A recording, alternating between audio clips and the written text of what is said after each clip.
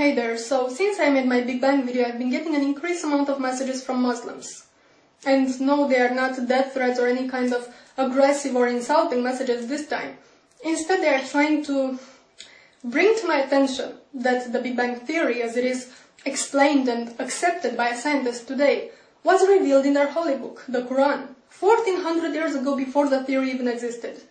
And they argue this by bringing certain verses in the Quran which, interpreted correctly, they say, clearly describe the Big Bang cosmological model.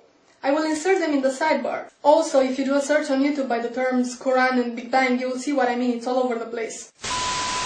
Now, I'm not gonna argue and dissect them simply because, well, one, my arguments would just basically say, yo, look, them verses have nothing to do with the Big Bang. To which the responses would be, oh yeah, they do, and this can go on forever. And two, because you can read them for yourselves. I mean, the claim that these verses have any scientific merit to them is as ridiculous as putting a miniskirt on a sumo wrestler and calling it a ballerina.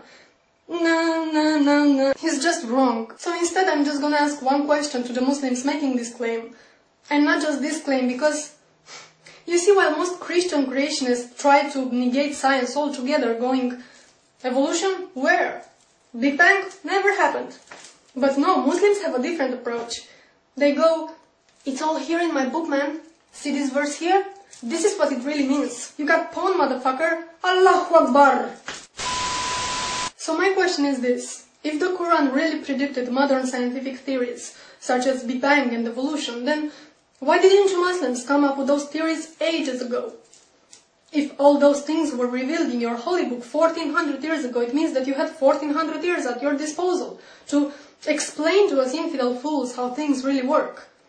But you didn't, did you? It was only after the Big Bang theory was worldwide accepted by the scientific community that you decided to claim, well, Allah said it first. And same goes with evolution. So, why? I'm just asking.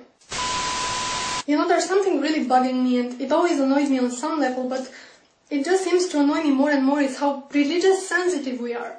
And especially when it comes to Islam. I'm sure you remember when Western Standard magazine published those cartoons, those Muhammad cartoons, that all hell went loose.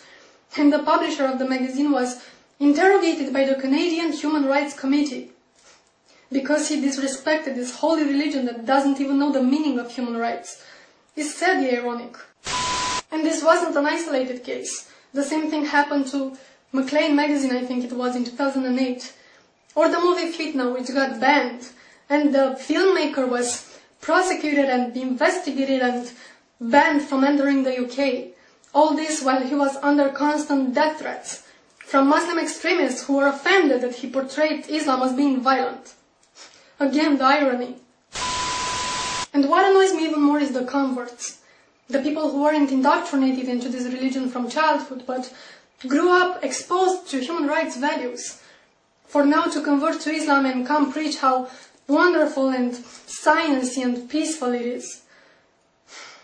The religion of peace that punishes apostasy with death. Oh, how great it is to live in the Western society and get all religious sensitive and offended when a particular dogma is criticized. Do you know that 1/3 of the world doesn't even have religious freedom?